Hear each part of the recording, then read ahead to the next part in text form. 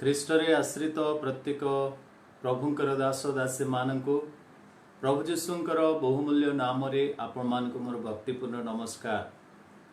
ପୁଣି ଥରେ ଅନଲାଇନ୍ ମାଧ୍ୟମରେ ଏହି ବାଇବଲ ଅଧ୍ୟୟନ କାର୍ଯ୍ୟରେ ଆପଣମାନେ ଯୋଗ ଦେଇଥିବାରୁ ପ୍ରଭୁଙ୍କର ମହତ୍ ମହତ୍ ନାମକୁ ଧନ୍ୟବାଦ ଦିଏ। ପ୍ରିୟ ବନ୍ଧୁମାନେ, ଆଜିକୁ ପ୍ରାୟ 12 ହପ୍ତାହ ହେବାକୁ ଗଲାଣି ଆମମାନେ ଈଶ୍ୱରଙ୍କର ମନ୍ଦିରକୁ ଯାଇପାରୁନାହୁଁ। ସମସ୍ତଙ୍କର ସହଭାଗିତା ମଧ୍ୟରେ ଈଶ୍ୱରଙ୍କର ବାକ୍ୟ ଶୁଣି ପାରୁନାହୁଁ। ତଥାପି ପ୍ରଭୁ ଆମମାନଙ୍କ ପ୍ରତି ମଙ୍ଗଳ ଉଣା କରିନାହାନ୍ତି। ସେ ଈଶ୍ୱରଙ୍କର ବାକ୍ୟ ବିଭିନ୍ନ ମାଧ୍ୟମରେ ଦେଇ ଆସିଅଛନ୍ତି।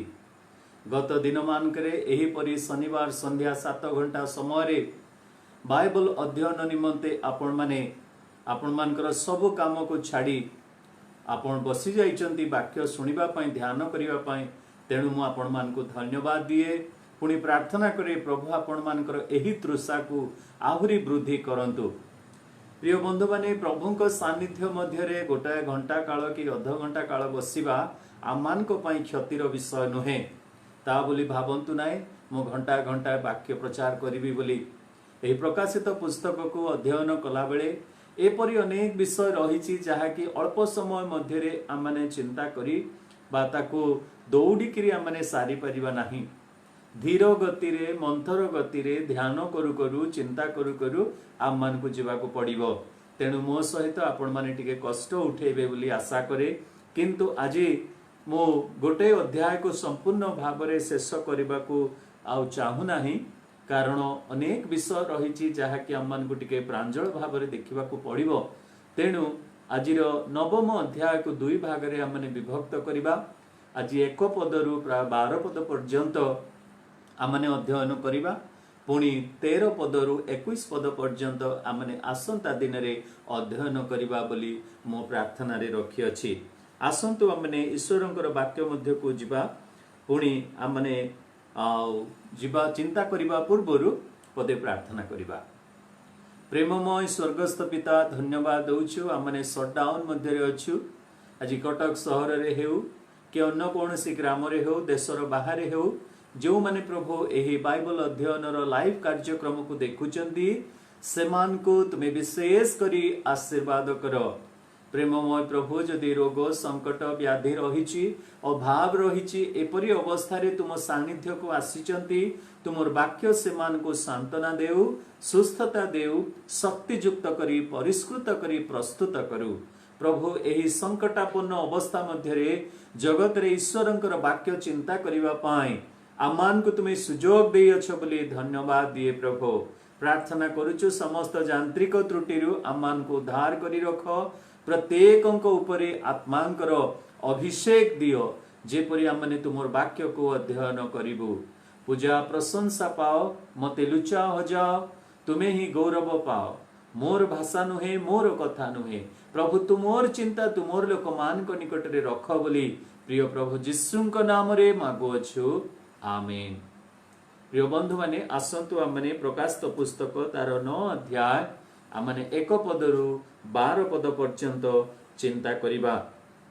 ଏହି ଦିନମାନଙ୍କରେ ଆମମାନେ ଦେଖୁଛୁ ଯେ ପ୍ରକାଶିତ ପୁସ୍ତକ ତାର 1 ଅଧ୍ୟାୟରୁ 9 ଅଧ୍ୟାୟ ପର୍ଯ୍ୟନ୍ତ ଆମମାନେ ବର୍ତ୍ତମାନ ଆସିଅଛୁ। ପ୍ରଥମ ଅଧ୍ୟାୟରେ ପ୍ରେରିତ ଯୋହନଙ୍କୁ ପ୍ରଭୁ ପରମେଶ୍ୱର କହିଲେ, ତୁମେ ଯାହା ଯାହା ଦର୍ଶନ କରୁଅଛ ତାହା ଲେଖ। ତ ପ୍ରଥମ ଅଧ୍ୟାୟରେ ସେ ତାହା ଲେଖିଲେ। ପୁଣି 2ୟ ଏବଂ 3ୟ ଅଧ୍ୟାୟରେ ଆପଣମାନେ ଦେଖିବେ ଯୋହନଙ୍କୁ ପ୍ରଭୁ ଏହି କଥା କହୁଅଛନ୍ତି, ଯାହା ଯାହା ଘଟୁଅଛି, ଅର୍ଥାତ୍ 2ୟ ଏବଂ 3ୟ ଅଧ୍ୟାୟରେ 7 ମଣ୍ଡଳୀକୁ ଯେଉଁ ଚିଠି ସେ ଲେଖିବା କଥା ତାହା ଲେଖିବା ପାଇଁ ଆଦେଶ ଦେଲେ। ତାପରେ ଆପଣମାନେ ଦେଖିବେ ଯେ 4 ପର୍ବରୁ ଆମମାନଙ୍କୁ 22 ପର୍ବ ପର୍ଯ୍ୟନ୍ତ ଏହି ସପ୍ତ କ୍ଲେଶର ବିଷୟ, ଶାନ୍ତି ରାଜ୍ୟର ବିଷୟ, ଶେଷ ବିଚାରର ବିଷୟ ଆମମାନେ ଦେଖିପାରୁଅଛୁ। ପ୍ରିୟ ବନ୍ଧୁମାନେ, ଆଜି ଯେତେବେଳେ ଆମମାନେ 4th ଅଧ୍ୟାୟ ଏବଂ 5ମ ଅଧ୍ୟାୟ କଥା ଚିନ୍ତା କରୁ, ସେହି ସ୍ଥାନରେ ଆପଣମାନେ ଦେଖିବେ ଯେ ପ୍ରେରିତ ଯୋହନ ସ୍ୱର୍ଗକୁ ନୀତ ହେଲେ। ପୁଣି ସେ ସ୍ୱର୍ଗରେ ସମସ୍ତ ବିଷୟକୁ ଦେଖିଲେ, 4 ପ୍ରାଣୀ, 24 ପ୍ରାଚୀନ ଦୂତମାନଙ୍କୁ, ଏହିପରି ଅନେକ ବିଷୟ ସେ ଦେଖିଲେ। ତାପରେ ସେ ଦେଖିଲେ ଯେ ଗୋटे ସପ୍ତ ମୁଦ୍ରାରେ ମୁଦ୍ରାଙ୍କିତ ଗୋଟାଏ ପୁସ୍ତକ, ଆଉ ସେହି ପୁସ୍ତକକୁ ଖୋଲିବା ନିମନ୍ତେ ଆଉ କେହି ନଥିଲେ। ତେଣୁକରି ସେ କ୍ରନ୍ଦନ କଲେ, किंतु जड़े प्राचीन तांको कहले जे मेष शावक जे कि हत हेला परी देखा जाउछंती जे कि ईश्वरंकर पुत्र से ही मुद्रा को भांगी पारिबे।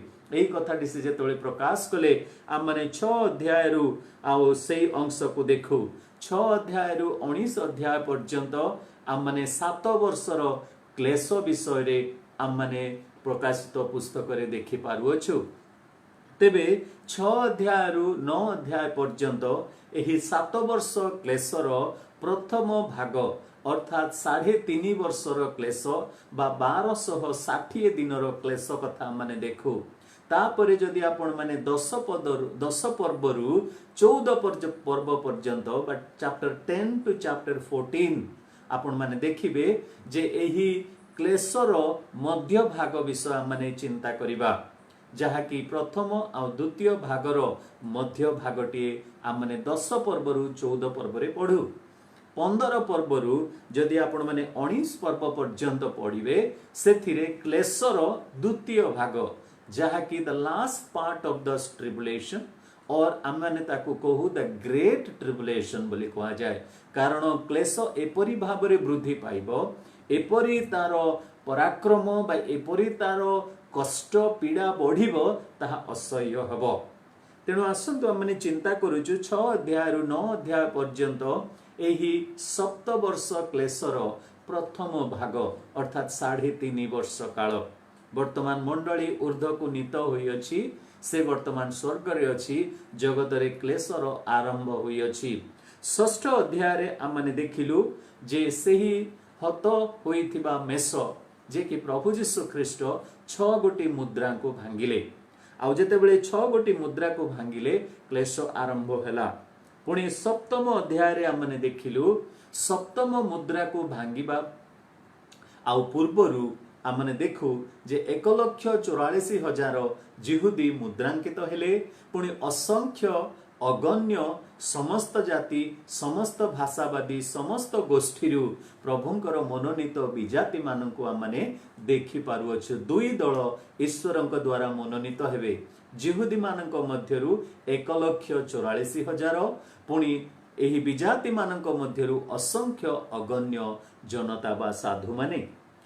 तापरे 8 अध्याय रे आमने देखु जे 7 मुद्रा जेतेबेले भंगा गला सेतेबेले स्वर्ग रे नीरवता देखा गला कारण सेही मुद्रांकित पुस्तक संपूर्ण भाव रे जेतेबेले खोला गला ईश्वरंकर क्रोधर कल्पना सबु स्वर्ग देखिला।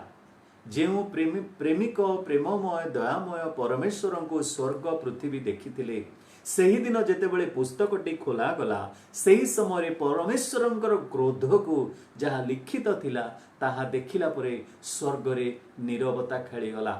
स्वर्ग रे नीरवता परे आपण माने देखिबे जणे दूत से धूपाची घेनी से साधु मानकर प्रार्थना को कोन कले परमेश्वरंकर सान्निध्य रे बेदी रे ताको चढ़ाइले तापरे से सुगंध परमेश्वर आग्रहण कला परे सेही बेदीर अंगार को नहीं आउ से कौन करिसंती ना ताहा पृथ्वी रे पकाई देले। जेतेबेले पृथ्वी रे पकाइले विभिन्न स्वर बिजुली शब्द एही परि एक भयानक अवस्था सृष्टि हला पृथ्वी मध्य रे। तापरे हम माने देखु जे 4 ध्वनिर बा सप्त तुरी ध्वनिर विचार आरंभ हला। 8 अध्यायर शेष आड़कू आमने 4 गोटी तुरी ध्वनिर विचार देखुअछु। जेतेबेले 4 ध्वनि करा गला बा 4 तुरी ध्वनि करा गला प्रथम तुरी ध्वनि रे सेतेबेले पृथ्वी उपरे दंड पड़िला द्वितीय तुरी ध्वनि उपरे समुद्र उपरे दंड पड़िला तृतीय तुरी ध्वनि रे ताहा नद नदी उपरे विचार पड़िला पुणी चतुर्थ तुरी ध्वनि रे आकाश मंडल उपरे विचार पड़िला।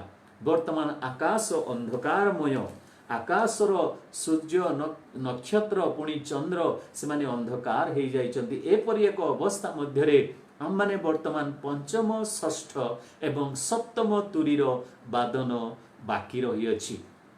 तेबे 9 अध्याय रे हम माने देखु 2 गोटी तुरी वाद्य करा जाउ अछि बा 2 तुरी ध्वनिर विचार 9 अध्याय मध्य रे हम माने देखु अछु। तेबे आसंतु हम माने आउ देखिबा 9 अध्याय को तार एक पदरु किछि पद मु पढ़िबी। तत्परे पंचम दूत तुरी ध्वनि करन्ते मु आकाशरु गोटिए नक्षत्र पृथ्वी रे पतित हेबार देखिली, ताहाकू पाताल कुंडर चाबी दियागला। से सही पाताल कुंड फिटान्ते सेथिरु बृहत भाटीर धूम परी धूम उठिला। आउ सही पाताल कुंडर धूम हेतु सूर्य पुणी आकाश अंधकार छन्न हेला। प्रभु ए पठित वाक्य आशीर्वाद करंतु। 9 अध्याय रे आम माने दुई गोटी सैनिक दल को देखुअछु। सही सैनिक दल परमेश्वरंकर सैनिक दल नुहंती, से माने हेले शैतानिक सैन्य दल जो माननको कि सुरक्षित करी रखा जाइतिला। आउ एही नवम अध्याय रे से माननको खोला जाउअछि, से माननको प्रस्तुत करी रखा जाइतिला जेपरि परमेश्वरंकर क्रोध को विचार को से माने बाहक हेबे, पुणी जगत मध्य रे आसी क्लेश घटाइबे।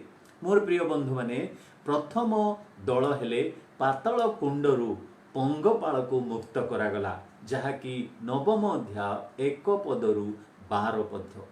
पाताल कुंडरू पंगपाल को मुक्त करागला, 1 अध्याय 1 पदरू 12 पद पर्यंत। पुणी द्वितीय आपण माने देखिबे, फरात नदीरू 4 दूतों को मुक्त करागला। एही बंदी दूत माने थिले फरात नदीरू 4 दूतों को मुक्त करागला, जहाँकि 13 पदरू आपण 21 पद मध्य पढ़िबे। प्रिय बंधु माने, आसंतु आमने प्रथम अंश को चिंता करिबा। पाताल कुंडरू पंगपाल को मुक्त करागला। 1 पदरे आपण माने देखंतु जे पंचम दूत तुरी ध्वनि करंते, मु आकाशरु गोटे नक्षत्र पड़िबार देखिली। नक्षत्र पृथ्वी रे पतित हेबार देखिली। प्रेरित जोहन गोटे नक्षत्र पतित हेबार कथा एई स्थान रे प्रकाश करूअछंती। एहा गोटे पतित नक्षत्र बा फॉलेन स्टार। 8 पर्वर जदि आपण माने 10 पद पढ़िबे, तृतीय तुरी ध्वनि जेतेबेले करागला, सेही समय गोटे नक्षत्र स्वर्गरु पतित हेला। तृतीय दूत तुरी ध्वनि करंते अग्निशिखा परी प्रज्वलित गोटे बृहत नक्षत्र आकाशरु स्फलित होई नदी समूहर तृतीयांश और निर्झर गुड़िक उपरे पतित हेला। एही पतित नक्षत्र कौन ना, एही पतित नक्षत्र हेला शयतान को बुझाए। से गोटे फॉलेन स्टार। आउ सेही नक्षत्र आउ जेतेबेले जगत रे पतित हेला, ताकू आमने शयतान बोली कहू, कारण सेही नक्षत्र ही ताकू राजा बोली मध्य संबोधन करा जाउछि। केउ देशर राजा? जदि आपण 9 अध्याय 9 अध्यायर 11 पद पढ़िबे, सेथिरे गोटे राजा विषय लिखा अछि। देखंतु, पाताल कुंडर दूत से मानकर राजा। ए दूत शयतान मध्य दूत, किंतु से पतित दूत। आउ से केउठिकार राजा ना, से पाताल कुंडर राजा। मोर प्रिय बंधु माने, से होछि पाताल कुंडर राजा। तेबे एही पतित नक्षत्र कौन ना, एही पतित नक्षत्र हेला शयतान। तारी नाम कथा मध्य आपण माने जानती। सेही 8 अध्यायर 10 पदरे ताहार नाम हेला नागदअणा बोली लिखा अछि। आउ 11 पदरे से नक्षत्रर नाम नागदअणा, जहाँकि तिक्तता बा बिटरनेस को बुझाए। आउ शयतान निश्चित भाव में तार अन्य गोटे नाम हेला तिक्तता बा बिटर बा पित्ता बोली आम जाहाकू कहू। मोर प्रिय बंधु माने, एही नागदअणा नामटी आउ आम माने जिरिमिय पुस्तक तार 9 पर्वर 15 पदरे मध्य पाइबा, जोंथिरे कि पलेस्टीय देश रे प्राय 5 गोटी वोमवुड बा 5 गोटी भिन्न भिन्न प्रकारर वोमवुड, जहाकू कि आमने काठ पोको बोली कहू, आउ ताहा प्राय 5 प्रकारर देखा जाए। से जेते प्रकारर हेउना काहेकि से मानकर स्वाद तिक्त थाए। तेबे शयतान को सही प्रकार एक पोक सहित तुलना करी एथिरे नाम दियागला जे नागदअणा, जहाँकि नदीर जल समूह को तिक्त कर देइथिला, विषाक्त कर देइथिला। आउ जेते पान कले सेते मृत्युवरण कले बोली 8 अध्याय आमने पढ़ू। तेबे एही नागदअणा, एही पाताल कुंडर राजा, एही पतित नक्षत्र हेला किए? शयतान। तापरे आमने देखिबा से 1 पदरे पाताल कुंडर चाबी ताकू दियागला। पाताल कुंडर चाबी, प्रभु को आमे धन्यवाद देवा। पाताल कुंड बोली गोटे स्थान अछि, जो स्थानर कि अधिकार आज मध्य परमेश्वर का हाथ रे अछि। चाबी तांको हाथ रे अछि। पातल कुंड जहाँकि अंधकार रे परिपूर्ण आउ जेउ कुंड जेउथिरे कि पापाधम एही दूत मानकु पतित दूत मानकु जेउ माने कि अधर्मर चरम सीमा को पहुंची जाइथिले पुणी आउ से अत्यधिक भावरे पापर माध्यम भावरे जगतरे से माने प्रभाव पकईथिले प्रभु से मानकु बंदी करी रखिथिबा कथा आम माने द्वितीय पितर तार 2 पर्व एवं 4 पदरे देखु जहाकु कि प्रभु कौन करिसंती ना बंदी करी रखिसंती। द्वितीय पितर तार 2 पर्व 4 पद। कारण ईश्वर पापरे पतित दूत मानकु न छाड़ी नरकरे निक्षेप करी विचार निमंते अंधकारमय गह्वरे रखिचंती। एही पाताल कुंड को अंधकारमय गह्वर बोली मध्य कहा जाए। आउ एही अंधकारमय जो गह्वर बा एही पाताल कुंड रे जोठारे कि दुष्टात्मा मानको बंदी करी रखा जाई अछि एही पाताल कुंड विषय रे सेही बाहिनी भूत मध्य जानिथिले। जदि आपण माने लूक पुस्तक 8 पर्व तार 31 पद को देखिबे जीशु जेतेबेले गोटे बाहिनी भूत लागिथिबा व्यक्ति को भूत छड़ेइले सेही समय रे ताकू ना पचारिले तो ना कौन ना से कहला मो बाहिनी भूत। तार अर्थ कौन ना से अनेक भूत अछंती से स्थान रे बा अनेक दुष्टात्मा अछंती तेणु करी ताकू बाहिनी भूत बोली कोहा गला।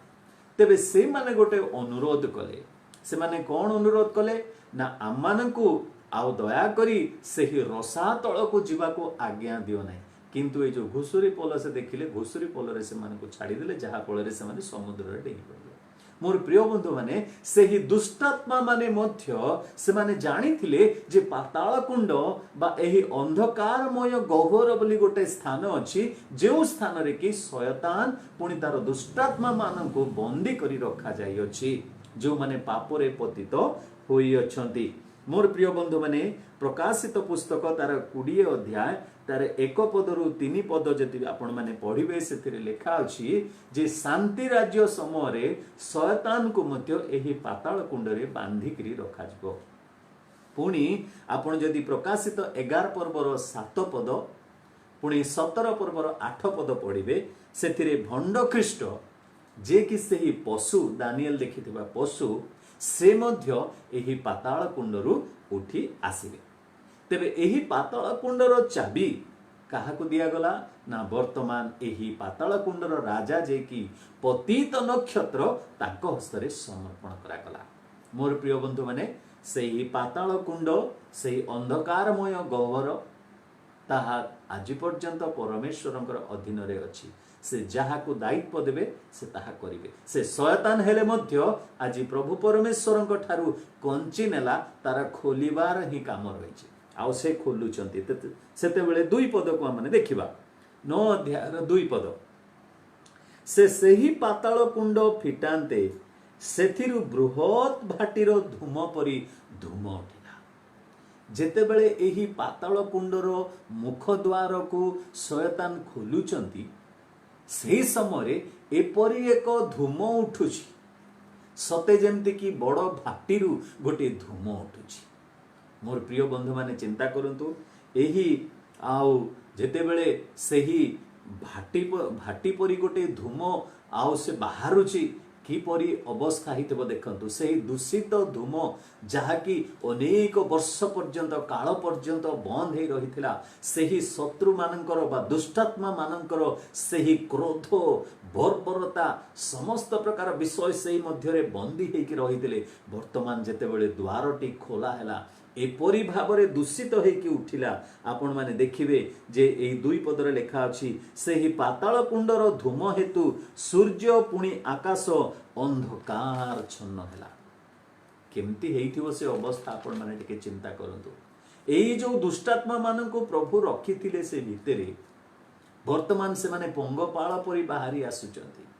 चिंता करंतु जदि तिहार जेल रो सबु द्वार खोला हेइजबो पुणी सबु दुष्ट माननको बाहर करिदेला पर सरकार पक्षरु गोटे आदेश आसीबो तुमे जिए जहा करि परिबो जेउ स्थान को जाई जहा करि परिबो तुम ऊपर कोनसी दंड नाही। चिंता करंतु केमिति अवस्था हेबो तिहार परी जेल रे जो प्रकार दुर्दांत लोक मान रखा जाए वीआईपी मान रखा जाए तेबे जदि ताहा खोली दिया जिवो सही दुष्ट मानकु जदि स्वाधीन दिया जिवो कहा जिवो तुमे जहा करि परिबो करो जेउठारे जहा करिबा कथा करो केही तुमको अटकाइबे नहीं। प्रिय बंधु माने चिंता करंतु से परी एक अवस्था क्लेश रे आसीबो जेतेबेले सेही अंधकारमय गह्वर को शयतान खोली देबे सेही दुष्टात्मा माने पंगपाल परी बाहरी आसीबे। एठी देखंतु वर्तमान आमे 3 पदरु 12 पद पर्यंत आम देखा जो थे कि पंगपाल को क्षमता और शक्ति प्राप्त है। 3 पदरे धूम मध्यरु पंगपाल बाहर होई पृथ्वी को आसिले से माने पृथ्वीर विचार शक्ति परी शक्ति दियागला। ए माने दुष्टात्मार सैनिक दल जहाँ को कि पंगपाल सह तुलना करा जाई अछि। मिसर को जेतेबेले अष्टम मारी भाव में प्रेरित करागला यात्रा पुस्तक तार 10 पर्वर 1 पदरु 20 पद पर्यंत आपण माने देखिबे एही पंगपाल जेतेबेले आसीगले आकाश रु वृष्टि हला परे आसीगले जेउ सबुज क्षेत्र मध्य दे से माने उड़ी की चली गले तार रंग परिवर्तन हैला सबुज हलदिया हे गला अर्थात सबु संपूर्ण रूपे नष्ट करी से माने चली गले। प्रभु जगत को जेतेबेले भी विचार बा कौन सी दंड पठाती से समय प्रभु अनेक थर यही पंगपाल को प्रेरण करिसंती। द्वितीय विवरण जदि 28 पर्व तार 38 एवं 42 पद पढ़िबे पुणी जोएल पुस्तक तार 2 पर्व एवं 1 पद पढ़िबे सेथिरे आपण माने देखि पारिबे जे एही पंगपाल को प्रभु विचारर माध्यम भाव रे प्रेरण करिसंती। एही पंगपालर 7 गोटी विषय मु आपण मानकु कहिबी। एही पंगपालर प्रथम विषय आपण माने देखंतु ए माने असाधारण पंगपाल थिले। प्रथम कथा अनेक विषय सिंबलिकली लेखा अछि प्रकाशित पुस्तक रे तेणु आक्षरिक भाव रे अनेक विषय को आमे ग्रहण करि परिबा नाही। एही पंगपाल मध्ये से माने आक्षरिक पंगपाल नहंती से माने असाधारण पंगपाल। काहे कि असाधारण मु कहू अछि से माने शयतान रो किरुब गण अटंती। एपरि सैनिक दल जहाँकि साधारण नुहंती से माने अश्व परी दौड़ी पारुचंती से मानकर मुख मनुष्य मानकर मुख परी से मानकर केश स्त्री मानकर केश परी से मानकर आवरण मध्य लौह परी बा शक्तियुक्त पुणी से मानकर दांत सिंह परी आउ से मानकर जो लांगुल बिछा परी आउ से मानकर जो नाहुड़ ताहा मध्य बिछा परी एतिकी भेराइटी जेतेबेले गोटाए पंगपाल उपरे आपण माने देखिबे। आउ गोटे मु भूली गली तांकर मस्तक सुवर्ण मुकुट परी। प्रिय बंधु माने एहा को साधारण बोली भाबुचंती नाही देखिबा को जेपरी एक भयंकर रूप सेही परी से माने असाधारण अटंती। असाधारण पंगपाल से माने साधारण नुहंती असाधारण सैनिक दल शयतानर किरुब बाहिनी। मोर प्रिय बंधु माने से माने असाधारण अटंती पंगपालर प्रथम विषय। पंगपालर द्वितीय विषय आपण मानको कहिबी जहा कि से मानको चतुर्थ पदरे देखंतु पृथ्वीर तृण की हरित वर्ण शाक कि कौनसी वृक्षर अनिष्ट न करी जो मानक कपाल रे ईश्वरक मुद्रांक नाही केवल से मानकर अनिष्ट करने को से मानकु कुहागला। से मानकर द्वितीय गुण कथा देखंतु से माने अनिष्टकारी से माने अनिष्टकारी से मानकु अनिष्ट करिवार अधिकार दिया गला। साधारण भाव रे पंगपाल माने क्षेत्र उपरे सबुज वृक्ष उपरे लता उपरे से माने भ्रमण करती आउ ताकू खाई चाटी पकाती। किंतु एमान को कौन अधिकार दिया जायछि ना मनुष्य मान को आघात करिबा अधिकार दिया जायछि। मनुष्य मान को एमाने अधिकार करिवे सबुज खेत उपरे नुह हरित वर्ण शाक उपरे नुह कौनसी वृक्ष उपरे नुह किंतु जहार कपाल रे ईश्वरंकर मुद्रा नाही से मान को आक्रमण करिबा पाई प्रभु एमान को प्रेरण करियछन्ति। प्रिय बंधु माने सबुज खेत वृक्ष सबु तो नष्ट हो जाइछि जेतेबेले कि आम माने एही 8 पर्वर 7 पद देखु प्रथम तुरी रे ही जेतेबेले शिलावृष्टि हला रक्त मिश्रित शिलावृष्टि हला सेतेबेले वृक्ष सबु सबु नष्ट हो जाइछि। आउ एही समय रे से माने वृक्ष को नष्ट करू नाहंती जहांकर कपाल रे ईश्वरंकर मुद्रांक नाही से मानकु से माने आघात करिवा पई आसीछंती। मोर प्रिय बंधु माने देखंतु प्रभु जो मान को सुजोग देले तांकर सुसमाचार रे विश्वास करिए परित्राण पाइबा पाई तांकर से कालवरी क्रूस को अनेई परित्राण पाइबा पाई सुसमाचार पर सुसमाचार प्रचार करा गला किंतु केही जेते बेले सुनिले नाही अग्रिपा परी फेस्टस परी आउ से माने जेते बेले कि एहा को आउ कोन करि देले इग्नोर करि देले पोस्टपोन करि देले वर्तमान से मान को कोन दंड प्रेरित करूछंती प्रभु जो माने अधर्मी जो माने पवित्र आत्मा को अनेक बाधा देइथिले वर्तमान प्रभु से मान को शयतान रो सैनिक दल द्वारा ही आघात करूछंती आमे जेमति कहि थाउ कंटा को कंटा रे न मारिले हबो नै प्रभु भी सही प्रिंसिपल को प्रयोग करूछंती वर्तमान एही पंगपाल रूपी दुष्टात्मा माने बा दुष्टात्मा रो शक्ति सबु शयतान रो दूत माने से माने आसु अछंती आघात करिबा पई काहाकू ना जो मानकर कपाल रे परमेश्वरंकर मुद्रांक नाही तेबे आज से मानकर अवस्था कोन अमंगल बिना आउ किछि नाही प्रिय बंधु माने आज मध्य एही पंगपाल परमेश्वरंकर प्रेरित दंडर माध्यम अटंती जो माने कि खेत दे जाउछंती आ जो माने कि आउ वृक्ष लता सब को नष्ट करूचंती मोर प्रिय बंधु माने आम्भे माने मध्य आज भारत वर्ष रे आतंक भाव रे अछु काहे कि पाकिस्तान रो जदी पंगपाळवासी आक्षरिक पंगपाळवासी एते छानिया मान को करूची एते व्यस्त करूची पाताल कुंड रो आसुथिबा पंगपाळ केते कष्ट न करिबा तृतीय विषय प्रथम विषय माने देखिलु से माने असाधारण द्वितीय विषय से माने अनिष्टकारी तृतीय विषय आमने चिंता करिबा तांकर लक्षण विषय रे पांच पद रे से माने आक्रमणकारी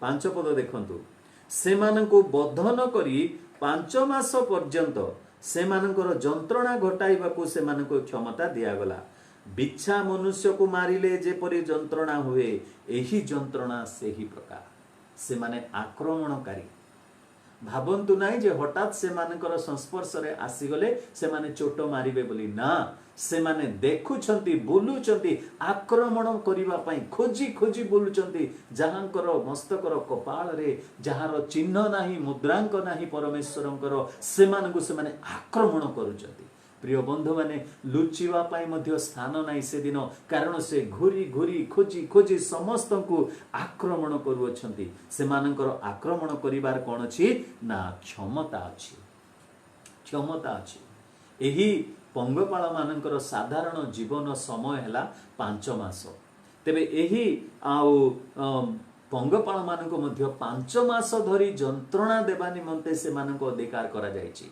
5 मास धरी से माने आक्रमण ही करि सारिचंती गोटाए व्यक्ति को केते थर आक्रमण करूथिबे मु जाने ना किंतु एपरि एक समय आसीबो एही असाधारण एही अनिष्टकारी पंगपाल जेते बेले आक्रमण करिबा को आरंभ करिवे केही तांको सम्मुख रे ठिया हे पारिबे नाही मोर प्रिय बंधु माने 1,44,000 से मुद्रांकित जिहुदी को जेते बेले सामना सामनी हेई जिवे से माने बाट देई पड़े जिवे हालेलुया से होचंती प्रभुंकर मुद्रांकित लोक से दिन विजाति हो जदि से प्रभु को जानिथिबो प्रभुंकर रक्तर छिटाउ जदि लागिथिबो ताकू मध्य माड हेबो कारण क्लेश मध्य दे से जीव किंतु एही 1,44,000 से मान को ए पंगपाळ आघात करिवो नाही तापरे हमने देखिबा षष्ठ चतुर्थ विषय एही पंगपाळ विषय रे ताहा माने 6 पद रे देखिबा सेही समय रे मनुष्य माने मृत्युर अन्वेषण करिवे किंतु कौनसी प्रकारे ताहार उद्देश्य पाइबे नाही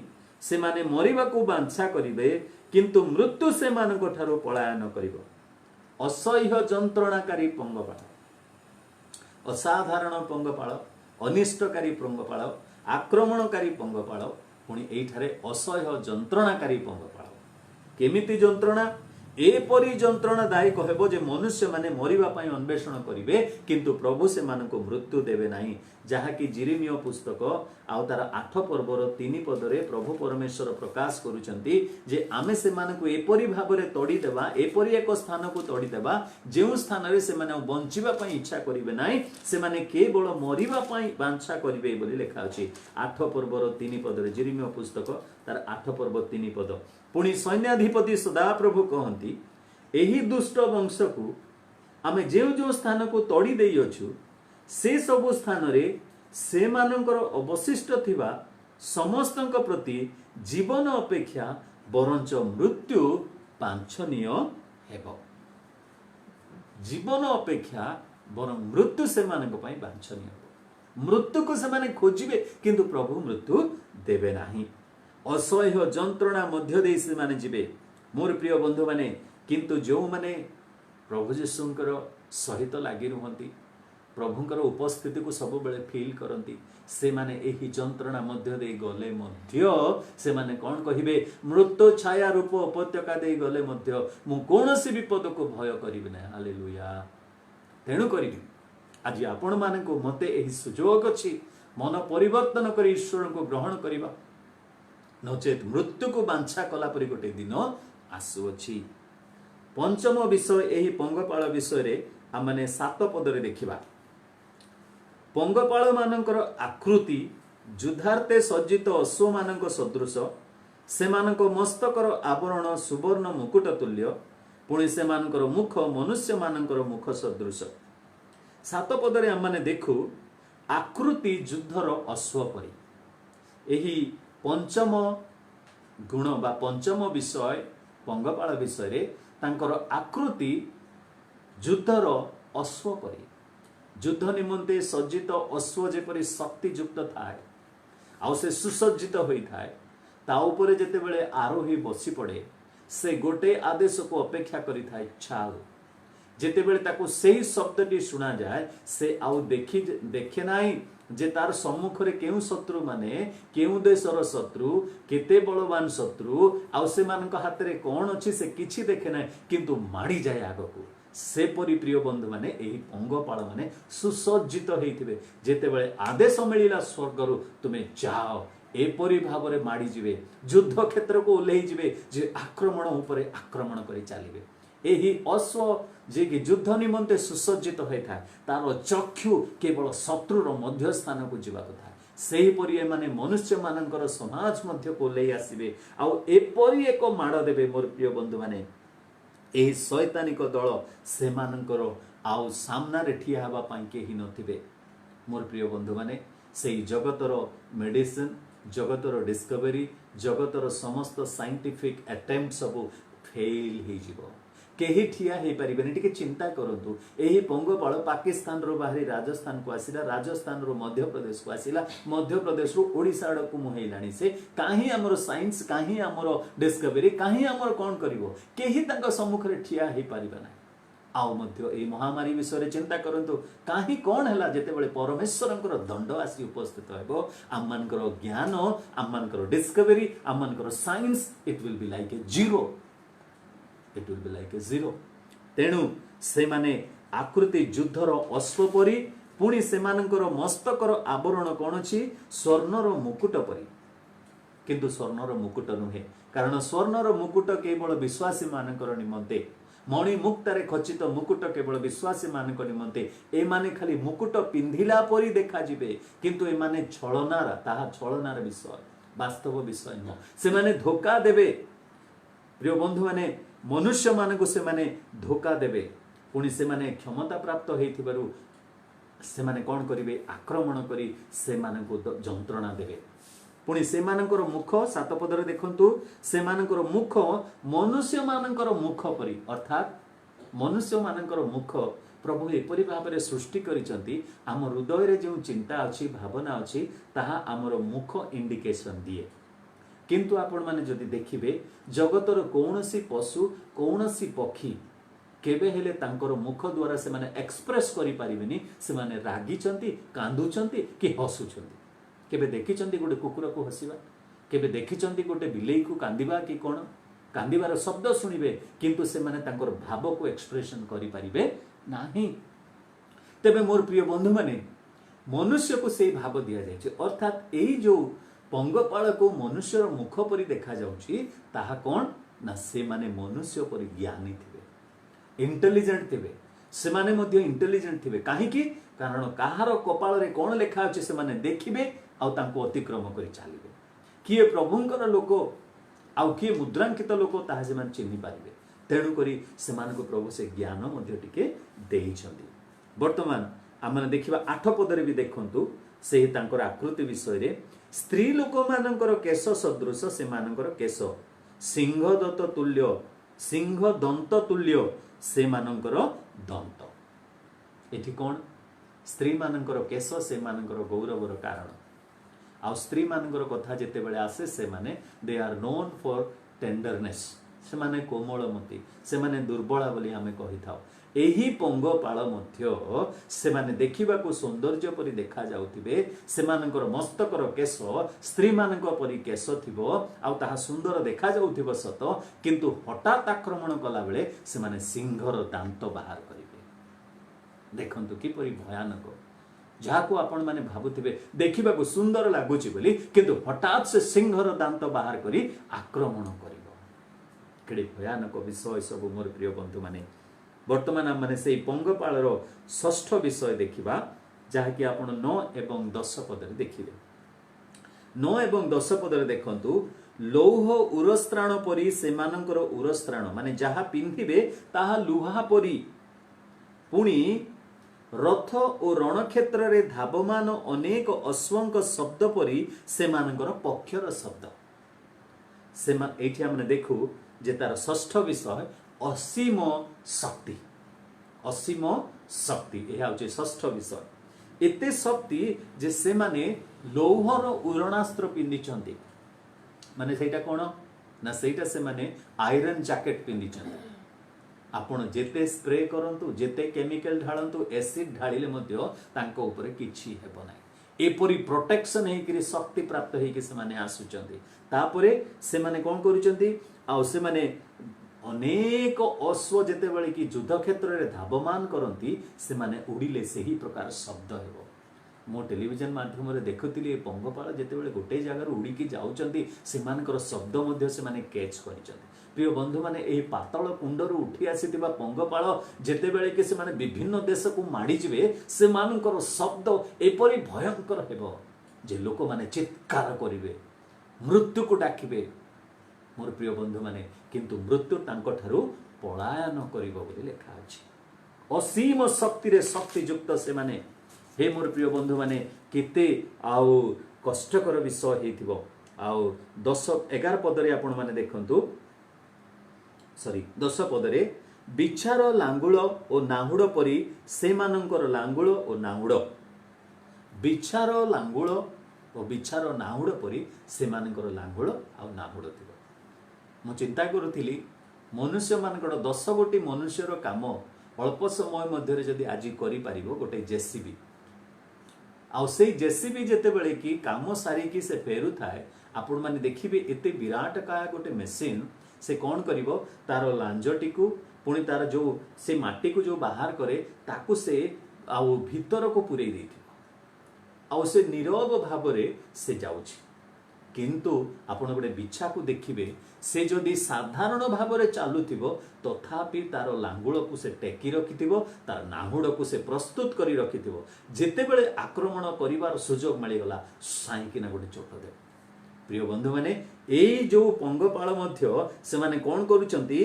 बिछार लांगुळ परी लांगुळ टेकी रखिथिबे पुणी तांकर नाहुड मध्य सेमति करिके रखिथिबे जेते बेले सुजोग मिलिला चोटटे मारिबे मोर प्रिय बंधु माने ए समस्त चोटरू धार्मिक वंचित हेबो ए समस्त चोटरू धार्मिक वंचित हेबो कारण प्रभु ताहाकू मुद्रांकित करी प्रभु ताहाकू प्रस्तुत करी कोन करिसंती पृथक करि देइचंती गोटाए लक्ष्य जे से माने मनुष्य को आघात करिवे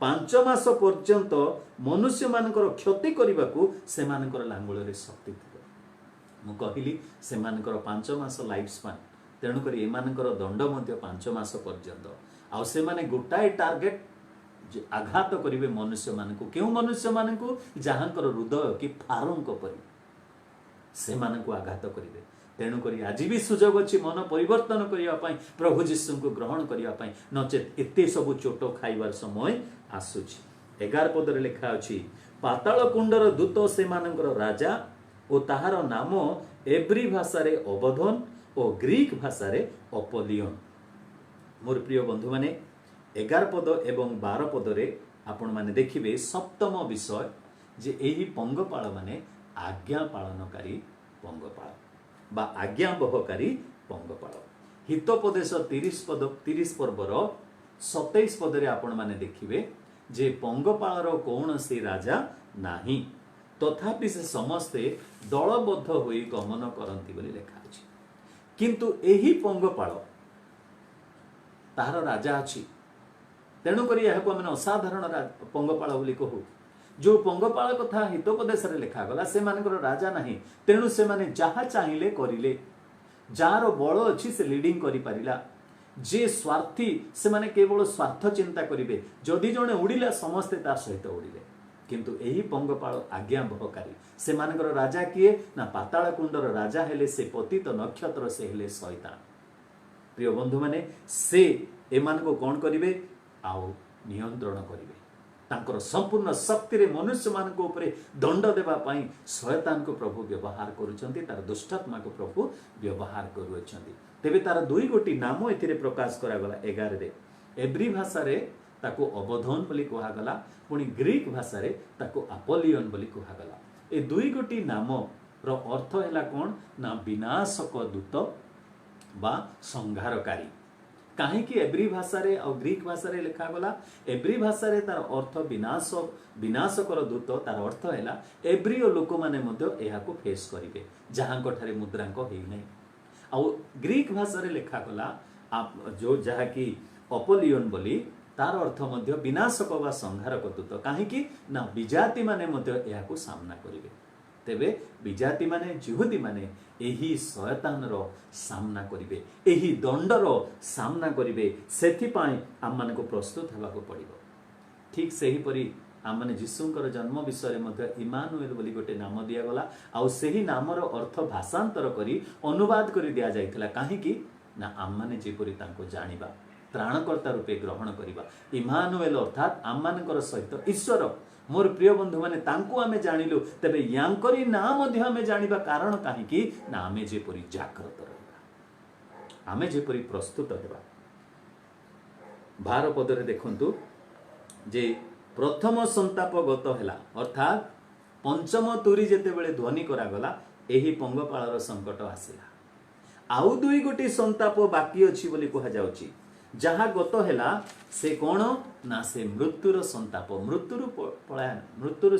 पलायन कला, से माने मृत्यु भोग कले ना, तेणु मृत्युर संताप दूर हेला। किंतु आउ दुई गोटी जो संताप रहिला ता हेला गोटे विचार, पुणी द्वितीय मृत्यु बा अनंतकालीन मृत्यु, ताहा आसीबा को जाउछि। मोर प्रिय बंधु माने प्रभु सुजोग देउछन्ति जे गोटे संताप जहा कि पंगपाळर आक्रमण, ताहा मृत्यु से माने उद्धार पाई गले। किंतु दुई गोटी संताप आसुअछि, जो माने मृत्यु को अतिक्रम करी चली जाइछन्ति। वर्तमान जेतेबेले द्वितीय संताप आसीबो, षष्ठ तुरी आ ध्वनि कला बेले, ताहा विचार परमेश्वरंकर विचार आसीबो।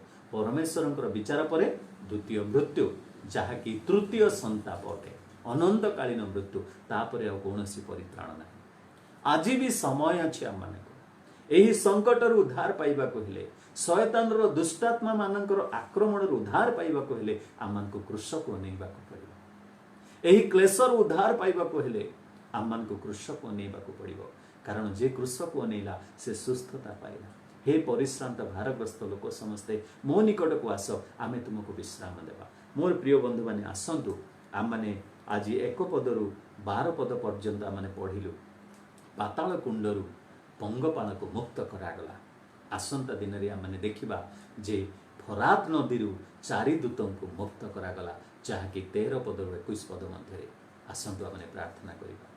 हे प्रिय प्रभु, आम पापी दिन दुर्बल मनुष्य माने आमनकर पाप क्षमा करी परित्राण दे आम को जगत रे धार्मिक बोली गणित करियछ सत, किंतु प्रभु आमने पापरु मुक्त न हो। प्रतिदिन जीवन रे आमने प्रभु पाप मध्य दे गति करुछु, किंतु आमने प्रार्थना करुछु से भाई भौणी मान को निमंते जो माने कि ईश्वर को त्राणकर्ता रूपे ग्रहण करि नाहंती, प्रभु यीशु को उद्धारकर्ता रूपे ग्रहण करि नाहंती, से मान को तुमे कथा कुह, नचेत प्रभु से मान को निमंते एक विचार, एक दंड, एक प्रभु पंगपाळर आक्रमण आसुछि। मंगलमय प्रभु, तुमे दया करी आम मान को बुझिबा को दियो।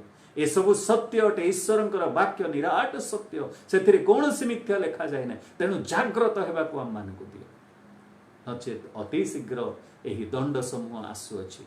प्रभु तुम्हें दया कर प्रत्येक को प्रस्तुत कर छोटिया छोटिया पाप जहाँकि आम मध्य अच्छी ताको दूर करने को दियो गौरव महिमा संभ्रम तुम्हें पाओ शुणी प्रत्येक को तुम आशीर्वाद रे आशीर्वाद कर बोली प्रिय प्रभु जीशु नाम रे मागुअछु आमेन। एतेबेले पिता परमेश्वरंकर सीम प्रेम प्राणकर्ता प्रभु जीशु ख्रीष्टंकर अनुग्रह दया पवित्र आत्मांकर चिरंतन शांति सुमधुर सहभागिता चेतना प्रेरणा सांत्वना आम समस्त प्रति संगे रही उपकार करंतु आमेन।